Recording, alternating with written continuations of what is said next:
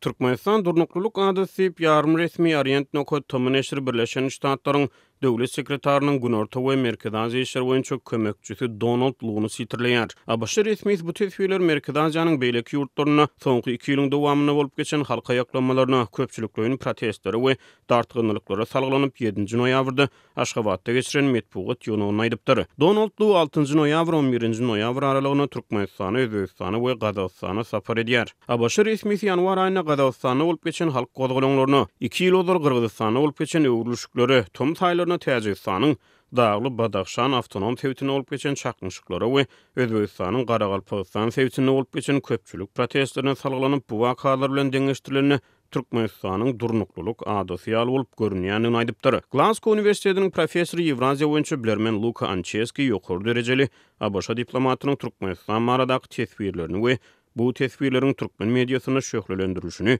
8 noýabrda Azatlyk radiosyna beren interwýusynda heljerdi. I think that there are two lessons that we can learn on this. The first of Meniň pikirimçe biz mundan iki tapak öwrenip bilerit.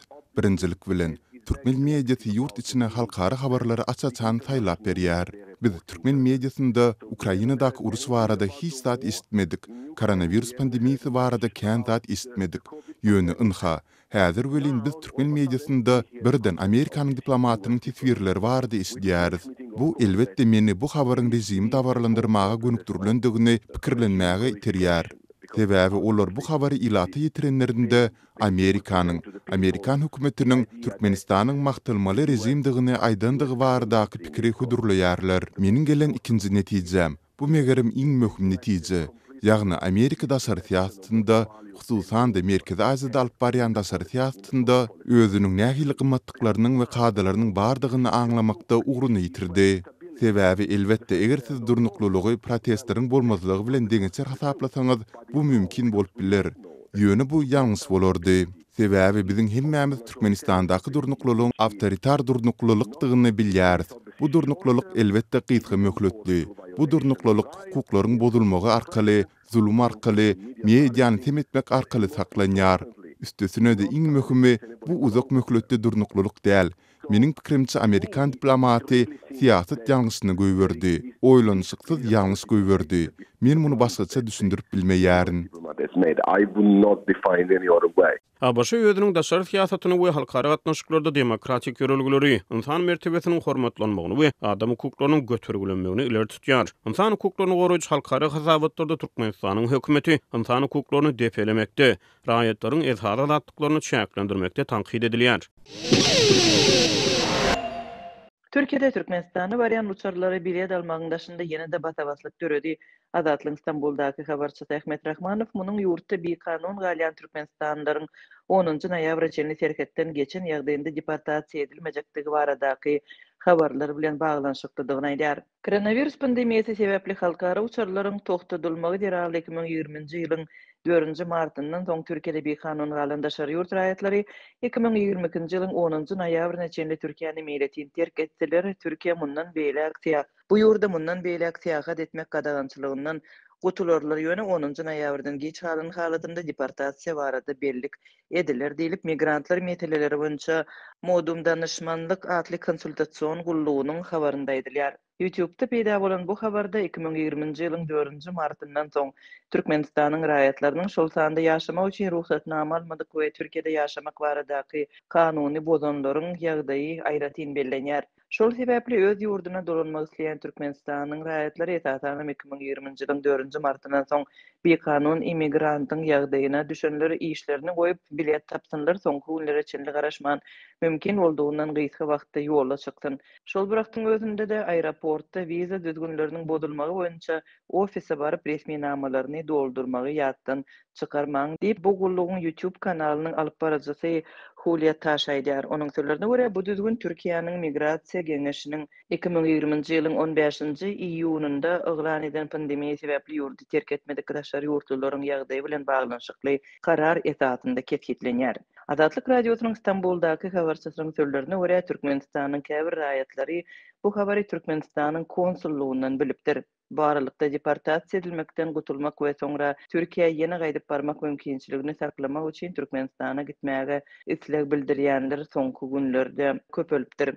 3 gün galdy. Biledim bakatyryň üstündäki para ýyzygdarlar tiyary 5 gün ozal bu paralar $300-500 aralygynda diýip, emma muňa garamazdan adamlar islendik ýol bilen uçmak isleýärler diýip Ahmet Rahmanow aýdýar.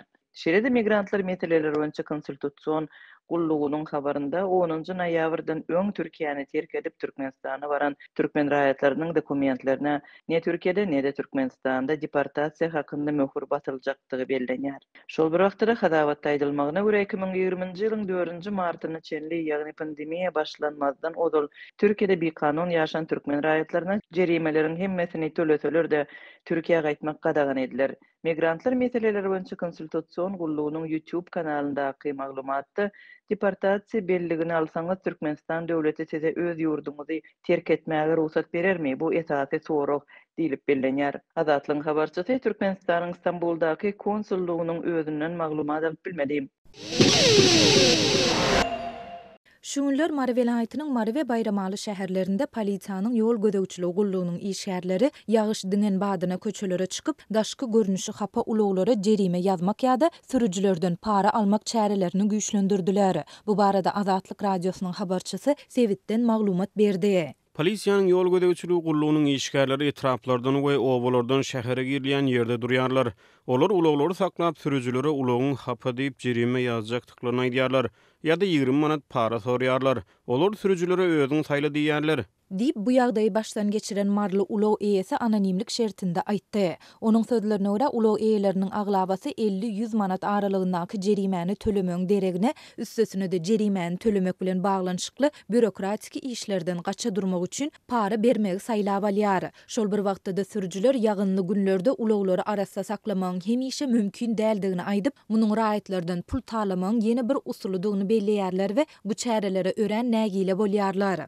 Bir neçe taýatlap diňgysyz ýagan ýagyş diňip howa açylandan soň şäher köçeleri gurýar ýöne etrap we owy ýerlerindäki köçeleriň köpüsinde asfalt galman soň olarda ýagyn suwlary çekilmän ençime gülnäp palçyk bolup durýar. Şol sebäpli ulary arasda saklamak gaty kyn. Awtologymyzy howrymyzda ýuwup ýola çyksak-da uly ýola ýetýänçek ýene hapalanýar. Dip efirde atlandyrylmasyzlygyny soran başga bir sürüji aýtdy. Şuňlar Marwe vilayatynda ýagynly howa şertleri dowam edýär. Howa maglumatlaryny çap edýän AccuWeather saýtynyň maglumatlaryna görä, noýabryň 7-sinden 8-ne geçen gije Marwe Bayramaly şäherlerinde hemde olaryň töwereklerinde wagtal ýagşyň ýagmagyna garaşylýar. Ulaw eýeleriniň ençemesi azatlyk bilen söhbetdeşlikde häkimetleriň özlerinden ulawlary hemişe arasda saklamagy talap edýändigini, ýöne ulawlaryň hapalanmagyna sebäp bolýan problemalary çözüp bermeýändigini tekrarlaýarlar. Şäher içine köçeleriň käbir ýylda bir kedek sökülüp gaýtadan asfalt düşelýär.